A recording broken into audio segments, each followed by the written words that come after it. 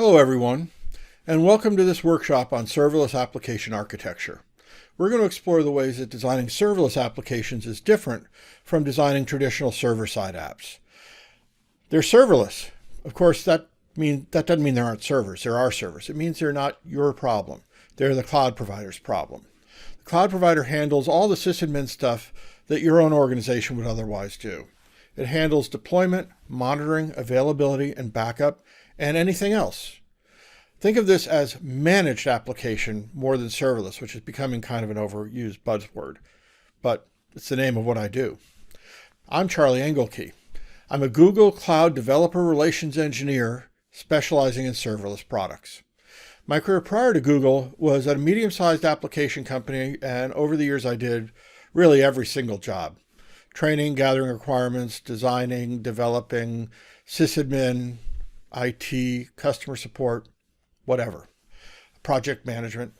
I led application development projects on lots of different platforms, and eventually, of course, getting up to web platforms where we were actually managing the infrastructure that our customers were using instead of building something that they could then install on their own infrastructure.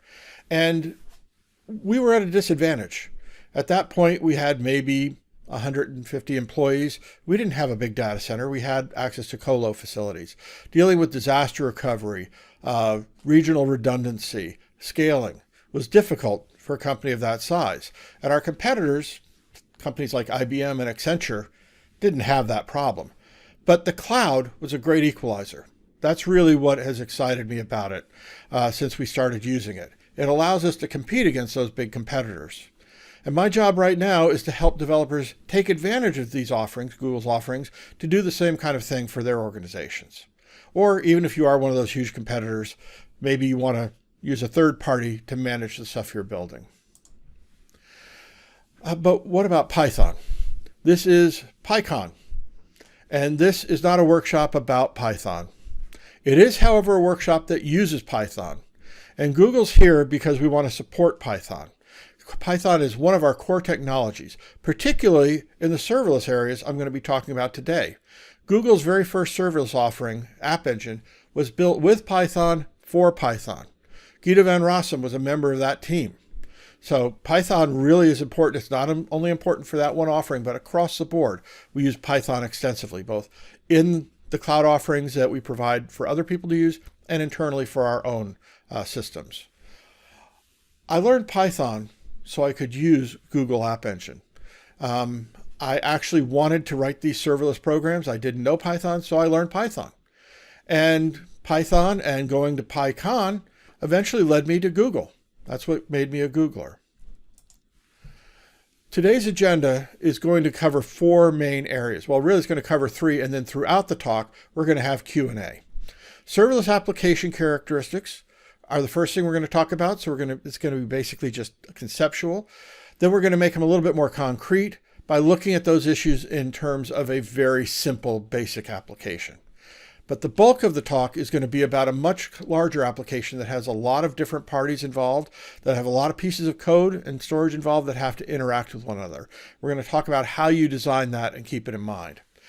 We're not going to do this hands-on. I've given that as a hands-on workshop in the past, and it takes about 3 hours. But all the materials are available so you can do that on your own. If you go to the website serverlessworkshop.dev, you'll find that all the slides for those previous offerings, plus today's slides, videos of some of the more recent offerings, all the source code, a link to that in GitHub, and in particular, code labs are going to be there, which are step-by-step on how to build each part of what we're going to talk about in that design. So you can do it on your own.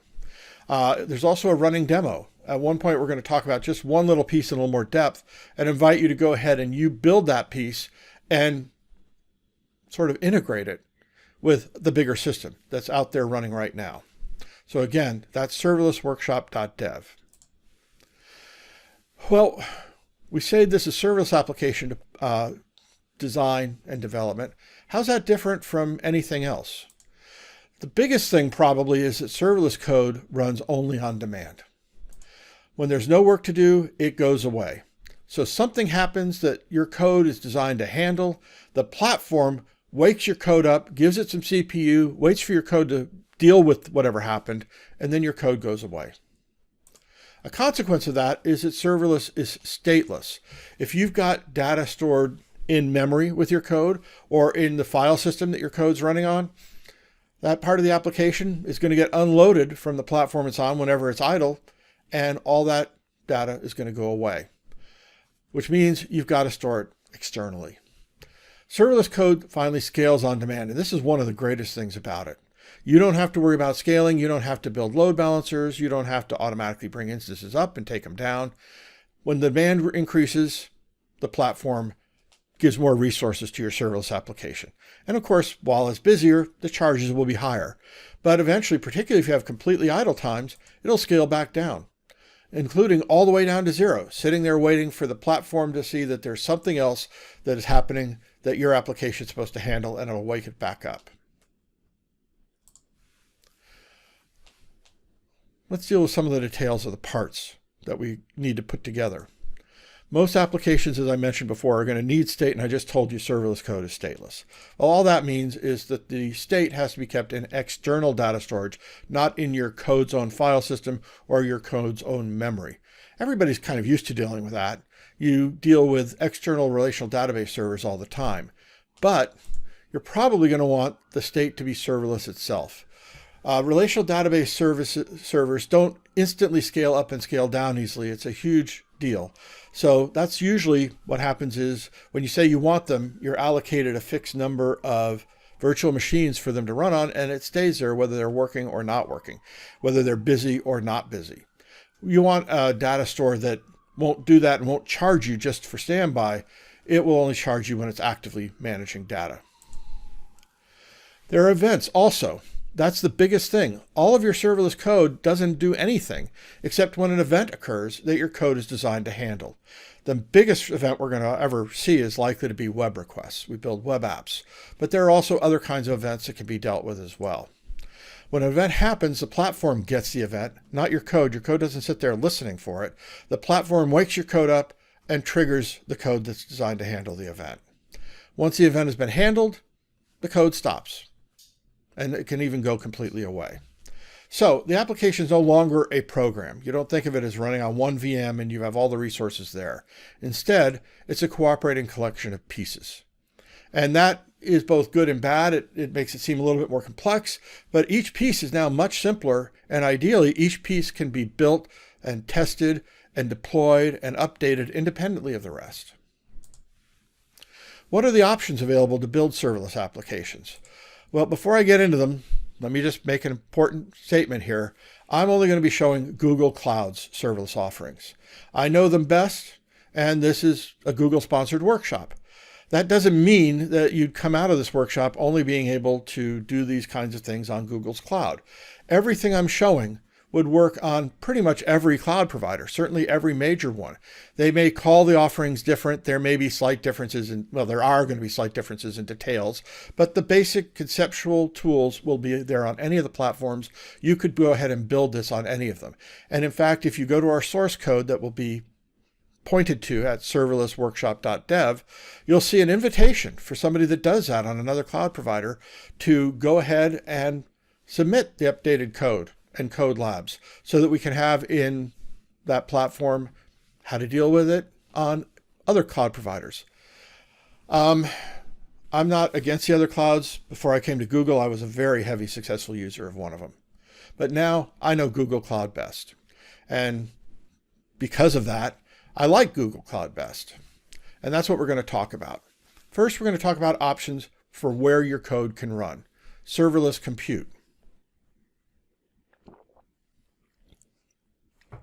The first available offering is App Engine.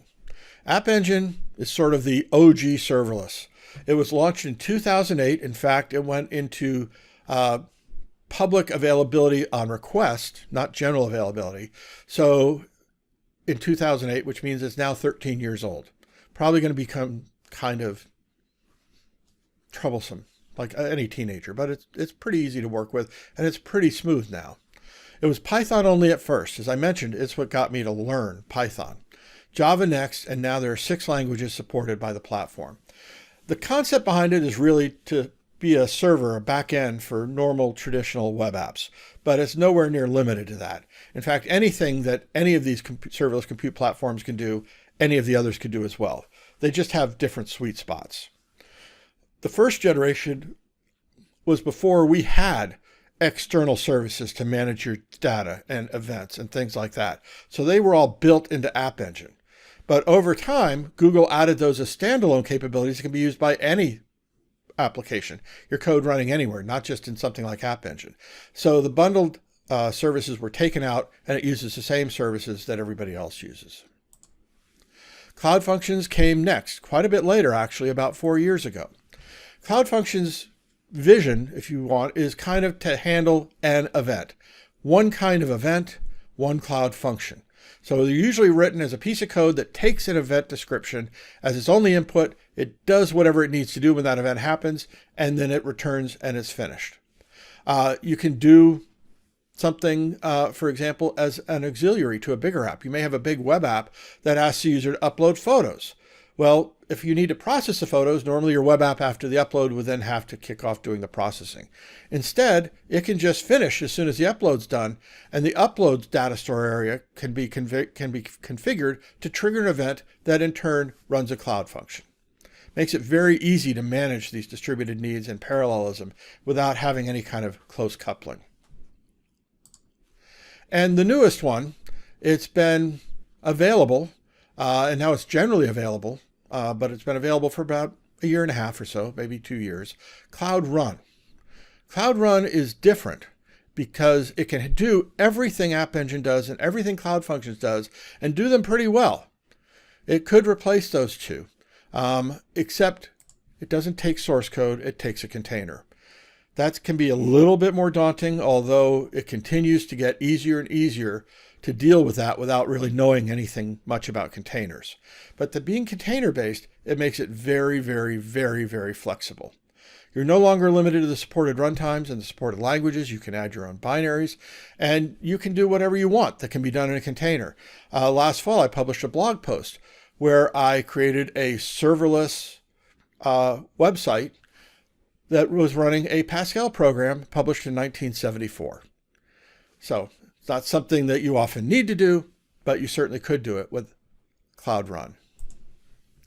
As I mentioned in passing, the key differences are that App Engine and Cloud Functions provide you a runtime and you just provide the source code. That adds enormous convenience, but it also restricts what you can do to some extent. Cloud Run is now much more extendable because it takes a container. In return, it can be a little bit less convenient. Although, as I said, giving you more and more ways to have the container be built by Cloud Run for you so you don't have to deal with it happens all the time. It's gotten pretty straightforward if you're dealing with a relatively common runtime. If you decide you need a serverless Pascal program, you're still going to have to know how to build that container yourself. Although you can, once you know how, you can still have Google use something called Cloud Build to build it for you. You don't need to have any Docker kind of software installed of your own. We're going to talk a lot about Cloud Functions when we go through this because they're so accessible. In my opinion, they are the shortest path to have live code online. If you go to the Google Cloud Console, console.cloud.google.com, you can go into a project and you can say, I want a new cloud function, and you're going to be asked pretty much to like name it. And what do you want to trigger on? So you might say, I want to trigger on web requests. And then you'll get here. You can choose the language, the runtime you want to use, and you've got an editor. It's pre-filled with a sample Hello World application. So you can see how your code needs to interact with the environment it's in. But you can replace that Hello World application with anything you want that can handle being invoked with a Flask request object, and that will return a Flask response object when it's done. You can specify third-party libraries, all that. You just can't do things like include other compilers or other binaries. For state, we have several offerings as well. We have Cloud Firestore and Firestore in data mode. Both of those are the same back-end storage. They just give you a different model for how you think of your data. In Cloud Firestore, you're thinking of collections of items. Each item is a bunch of name value pairs, and the values themselves can be collections and so on down the line. It's really good for those kind of hierarchical data models. Firestore is flatter. It really is, you've got a bunch of items of different kinds, and those items can refer to other items of other kinds or of the same kind. Not a lot different, but different enough that sometimes you'll want to work with one over the other. And then cloud storage is very different. It's not a document-oriented NoSQL database. It is a blob store. This is what you'd use if you let somebody upload a photograph or a PDF file or pretty much any other kind of file that you want to just store as is. Instead of trying to cram it into one of the other data stores, you can store it much more cheaply and incredibly reliably and redundantly across enormous geographic regions with a blob store, with cloud storage. And finally, the third thing we said that you deal with when you're dealing with serverless applications is events. And serverless can trigger on a lot of different kinds of events. Probably the vast majority of events that serverless code triggers on will be good old web requests. The web requests, the user asks for a request at your application's URL. The platform gets that request and invokes your code to handle it. But also there are events that are triggered automatically when data is updated. I mentioned in passing that when a new object is added to cloud storage, you could say trigger an event that will in turn trigger one of the serverless offerings. Same thing can be done with items in Firestore and Data Store. And finally, you can have programmatic events that you're under control. One program can create tasks and tell other programs to run them. A cloud scheduler, which is like a cron job for your entire application that lives outside of all your code, can be set to, at certain times, emit an event that will invoke some of your code. And one of the big workhorses is Google Cloud Pub Sub, where you can create topics. And one application can then publish a message to that topic, and one or more applications can be subscribing to the topic, and they'll all get an event triggering them when a message is published. We're going to see most of these in actual use. Well, that's the concepts. Let's catch our breath for a second and look at a particular example.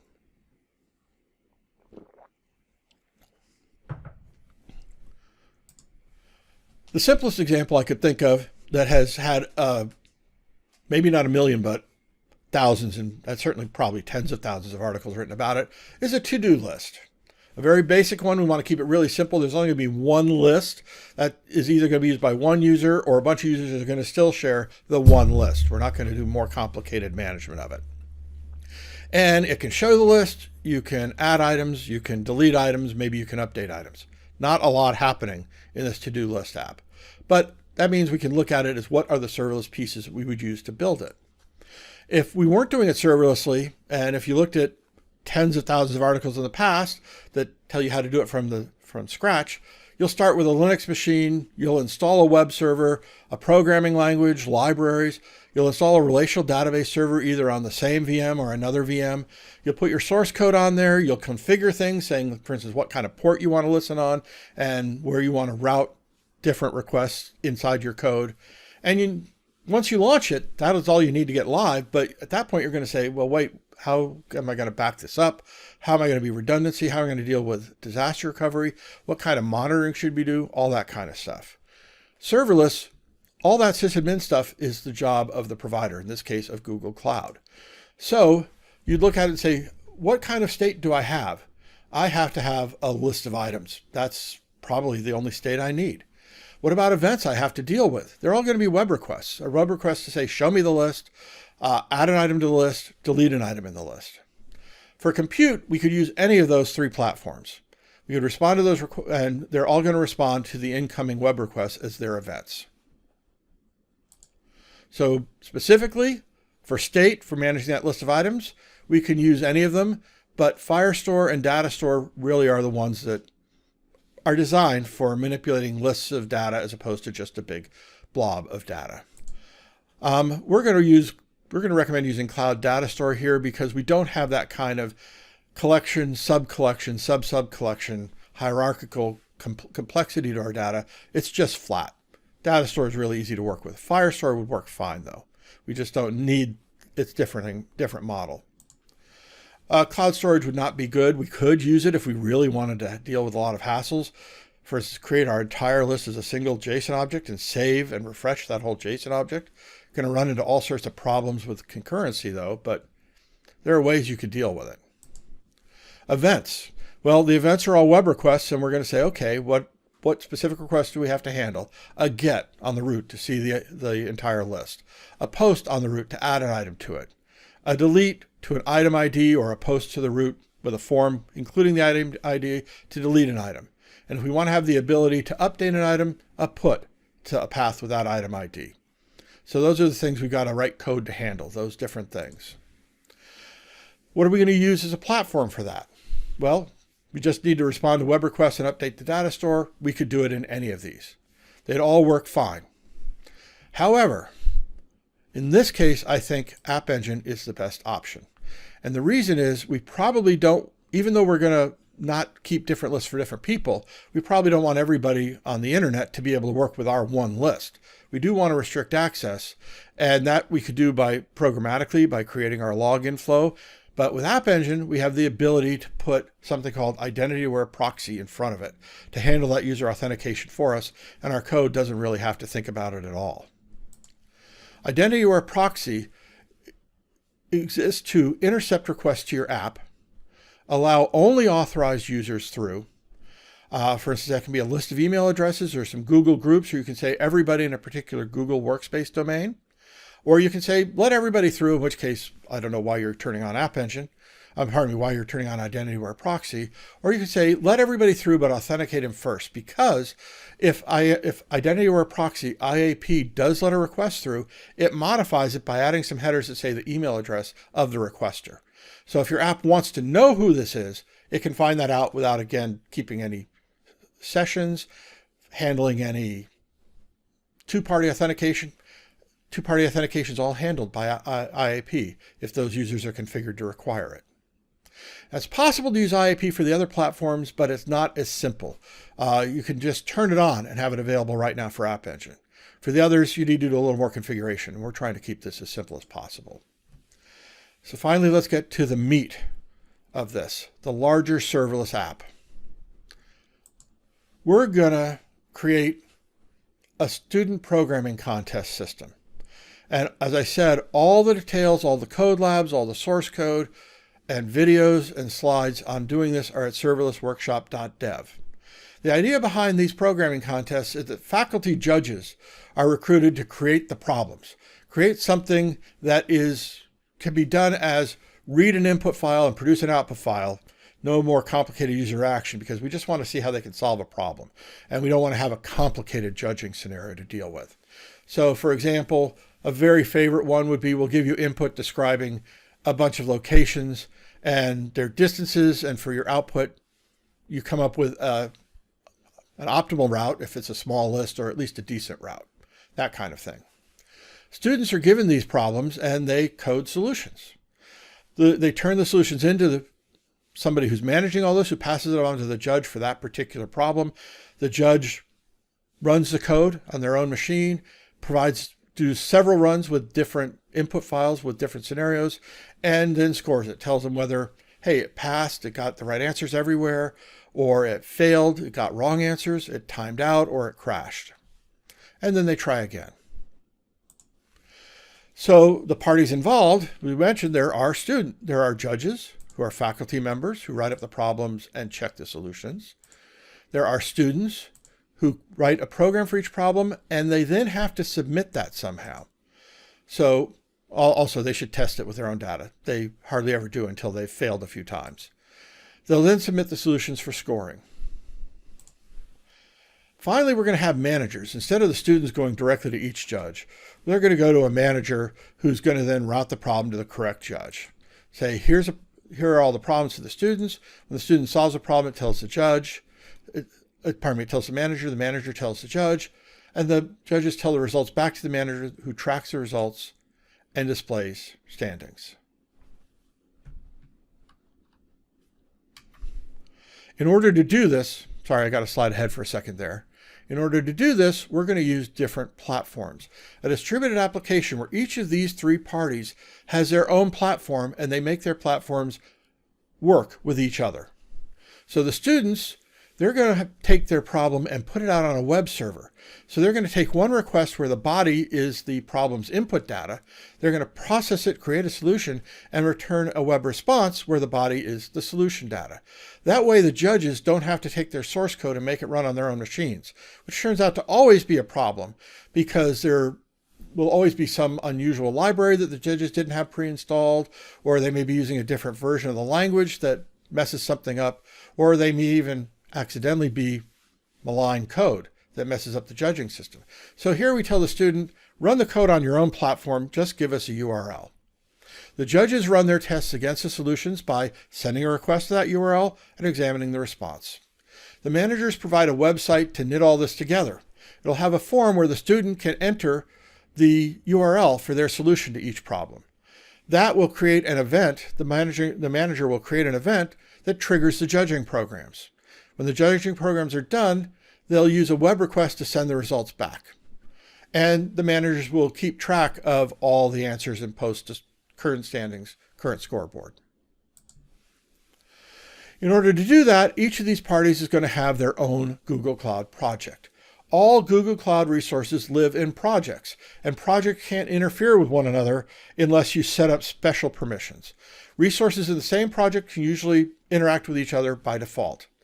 But if you've got to interact with resources in different projects, in a lot of cases, you're going to have to do something special. We're going to design the system to minimize having to do those special things. Since the students, judges, and manager each own their own separate projects, they may need to do that. We're going to look at where that has to happen. But in our code labs, our hands-on code labs, we don't get into that complexity. We will mention the one place. There's only going to be one place in this design where we'd actually have to address that. When the student sees the programming contest environment, all they see is that they bring their own laptop to write their code in. When they think it's working, they have to deploy it to their own web server. And then they use a web browser to look at the manager site and give the URL of their solution. And then they go back later to see what the result was, where they are in the standings now. The entire system has a lot of pieces the student doesn't have to deal with. But first of all, by the way, you have to ask the question, is it reasonable for the student to deploy his own web server or her own web server? And the answer is, it is reasonable. They can do it with great simplicity with Cloud Functions. We already saw that. If they had to actually run their own VM and their own web server software, this would never happen. And we don't want to test that. We want to see how well they can program a solution, not how well they can do all the administrative stuff. So for playing a game, the student writes a solution. Their solution accepts a request representing the current game state and responds with one move. So it's like, here's a chessboard. It's your turn to play white. And they move one of the white pieces. Or it's your turn to play black. They move one of the black pieces. And that way you can even, by having the manager update the board state with each move, send it back. They can play an entire chess game, or they can play against the student, or they can make the student effectively play against themselves. Now it's your turn playing the white pieces. Now it's your turn playing the black pieces. The student has to deploy the program to the internet. So what they do is just submit the URL in a web form.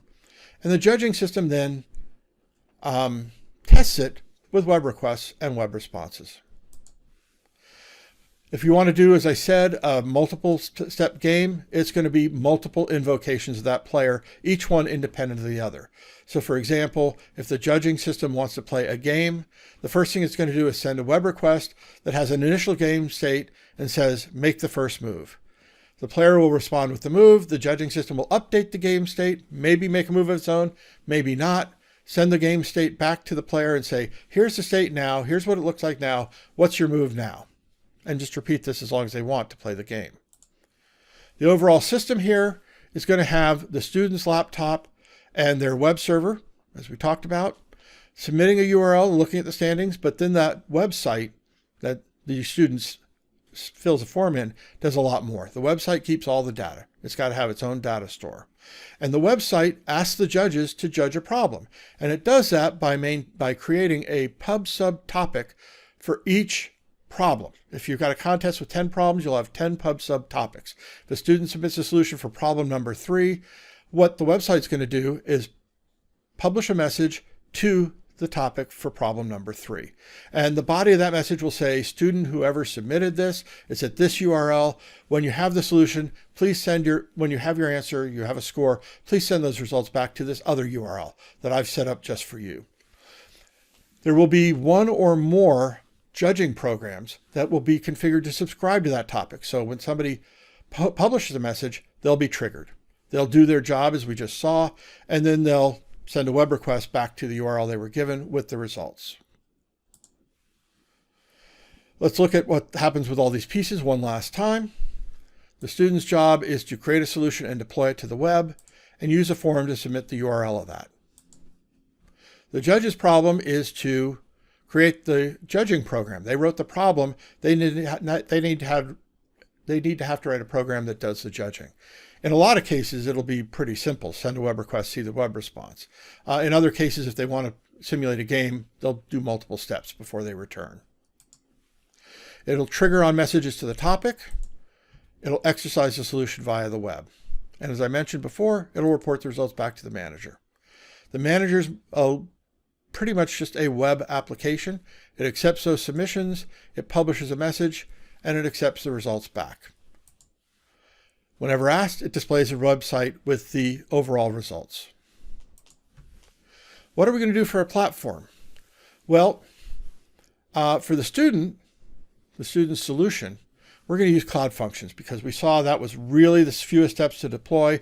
During a contest, you don't want to add any extra complexity. The student's job is to come up with the program code. There's no reason for them to have to do more than that. So they'll use Cloud Functions, which will create a public URL that they can then submit via a web form. Their function needs to be configured to allow requests from anyone. There's a checkbox when you create the function to say whether you're going to demand an identity token before you let somebody send the request. We don't want to deal with everybody having to agree on those tokens. We'll just accept requests from anywhere because one request isn't going to affect what happens with the next request. Remember, this program's stateless. For the events, for the student, all they're concerned about, there's only one event in the universe. It is a web request that has a problem state in the input and the body of the request. Their job is to figure out the response, which may be making a move in a game or calculating something big or processing how many words are in text. They'll send their response back as the body of that web request. That's it. Handle a request. That's all they have to think about. There is no state. That's all kept, if necessary, by the judging system. As we saw, if the judging system wants to play a game, it's going to keep the board state and update it after each move and send the updated state to the student to respond. And there's no reason that they've got to do that in order. They can go through and create a bunch of scenarios and ask the student, what's the one move you'd make in each of these different scenarios? The judger program, the program the judge writes, for its platform, in most cases, Cloud Functions will be fine. And again, even though these are faculty members, they're more sophisticated. Anything that we can do to reduce the complexity of the environment is a plus. So Cloud Functions is a great solution usually. Sometimes they're going to want to use Cloud Run, and we'll talk about the reason in a second. All this program does is make web requests and look at the response, and then send a response back to the URL it was asked to report to. The events are, it triggers, it's invoked when a pub sub message is sent to the topic it subscribes to, and it reports the results back to a URL that was in that message saying, report results here. There's no state. The judger handles one event, that incoming message. In doing so, it may maintain ephemeral state, keeping track of, say, each move in multi-steps, but it doesn't keep that. As soon as it reports the results, the program goes away. There's no persistent state that the judging program has to keep. As I mentioned, you could use Cloud Functions or Cloud Run, and the faculty are more sophisticated. They could probably handle the Cloud Run stuff, but Cloud Functions are easier. If I were running this contest, I'd always suggest that first. But they may come back, they're faculty, and faculty can be a little idiosyncratic. So they may come back and say, well, I want to write my solution in Rust or COBOL or Java, but a really old version, or maybe Java or a really new version. In any effect, some version or some language that isn't supported by the runtime. Or they may even say, part of it is I'm running this binary program that I use for all this stuff. I just need to include a binary. They can't do that with Cloud Functions. You'd have them do Cloud Run. Finally, the manager. it's going to have two compute platforms because there is a little bit of interoperability permissions that could be an issue otherwise. We want the users that submit problems to be known. We want to know which student has submitted a URL for grading so we can keep that in the scoreboard. And we don't want to handle that authentication ourselves, so we mentioned we're going to use identity-aware proxy. So we're going to use App Engine for that website that people interact with, because it's just very easy to turn on that kind of authentication. However, the judging programs need to submit a solution, and identity-aware proxy is not convenient for programs to navigate. It walks you through a normal end-user Google sign-in. Multi-step process, possibly using two-factor authentication, just not something that Cloud Functions can do easily. So we're going to want to put them on a separate platform where they can just accept responses from anybody. So that'll be a Cloud Function, open to everyone. And yes, you may get rogue answers, but when we publish a message saying, please score this problem, we can include in it a random nonce saying, when you report your answer back, include this nonce, or I'll just ignore what you're sending me. For the events, they've got to handle the web requests from human beings. App Engine with identity-aware proxy is great for that. For the web service, we accept requests from any judge showing responses. And then our application looks and says, hey, is this a response I asked for? It has that special random code or not. And it's going to maintain its stuff in Cloud Firestore, because when a submission comes in, it can actually record that submission inside a collection of problems. So there'll be a collection of submissions for each problem.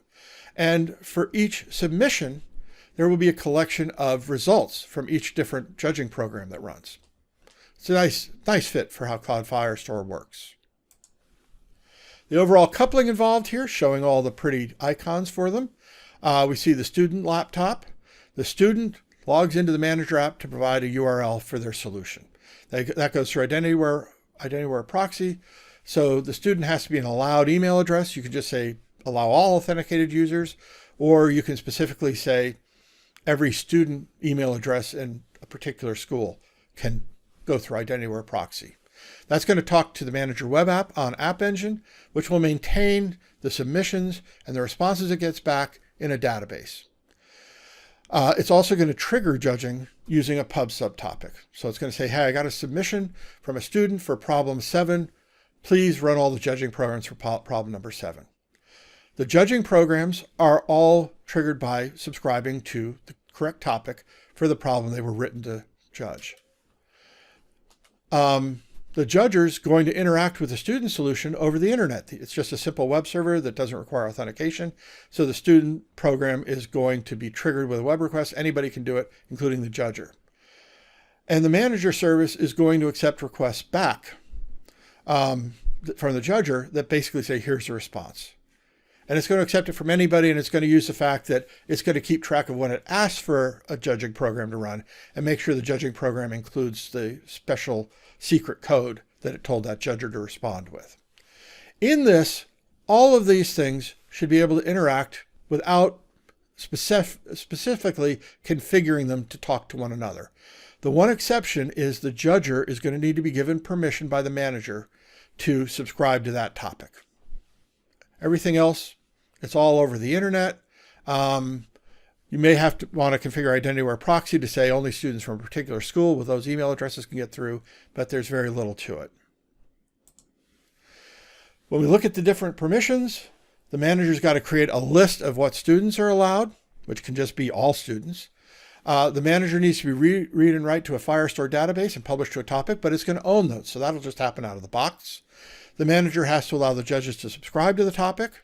That it actually takes a special step. The manager function will accept HTTP solutions from everybody, not requiring authentication. And the player programs, the students' solutions, will accept HTTP requests from anyone. So all these different permissions need to be allowed. The only one that doesn't happen automatically out of the box is the judging program subscribing to a topic. So let's look at how this would work with a contest problem. We're going to do the simplest possible game, guess a number. We're going to say, guess a number between X and Y, and responds with a whole number guess. We're also going to, when we ask them, we're going to say, hey, by the way, this is your third guess. You previously have guessed these things, and you were too low once, you were too high the other time. Don't worry about the judging system for now. The nice thing about this approach to it is we can just take the other parts as given and focus on our part only. We're going to think as the student right now. If you want to behave like a student and solve this problem on your own, you can then go to the website at serverlessworkshopdemo.appspot.com. And the link for that is at the good old serverlessworkshop.dev page. And you can go to the web form and submit your solution. You will have to authenticate with some kind of Google account just because we want to know the email address to post the response to. Well, post the response for. So here's the input that the program should expect: a JSON object with a value for the minimum, that's an integer, a value for the maximum, that's an integer, and a value for history that is an array of previous guesses. If it gets that input, the student's solution program should emit 6. The JSON representation of the solution, and yes, just plain 6, is how you represent a whole number in JSON. If the judger wants to do a series of guesses, it'll send an updated move request saying, okay, here's the state of the guessing contest now. We want you to guess a number between 1 and 10, and previously you had guessed 6, or somebody guessed 6, and we told everybody that the result is actually higher than that. And you come back with your next guess. These hands-on code labs are again at serverlessworkshop.dev. Well, let's wrap up. What have we covered? We've looked at how to use a variety of Google serverless technologies. Functions as a service are being used in the student solution, the manager web service, and for judging programs, although Cloud Run may be used for those in some cases. We're using our platform as a service offering, which is to say App Engine, for the main web server for the judging, reliable messaging, PubSub, in order to have the manager program trigger the judging program, a NoSQL database, in this case Firestore, and user authentication as a service, identity aware proxy. So, by the way, that App Engine platform as a service, I think I may have mentioned for the judging program. No, it's the managing program that uses that. Want to sum up all we've covered? The TLDR is identify the data that must be maintained, note what events happen that can change the state, figure out what compute you need to have to put code in to handle those events, and choose appropriate platforms for each of those. Build each part as independently as possible. That greatly simplifies scaling, maintainability, sysadmin, you name it, because you can test each part, you can maintain each part, you can update each part without affecting the rest of the system. Thank you. If you have any questions, I mentioned that throughout this entire talk, I will be online. After this talk, I will stay online in the chat, and I'll be answering them as I go. And again, I know I'm sounding like a broken record. Go to serverlessworkshop.dev to see all this material to review it at your own leisure. Once again, thank you.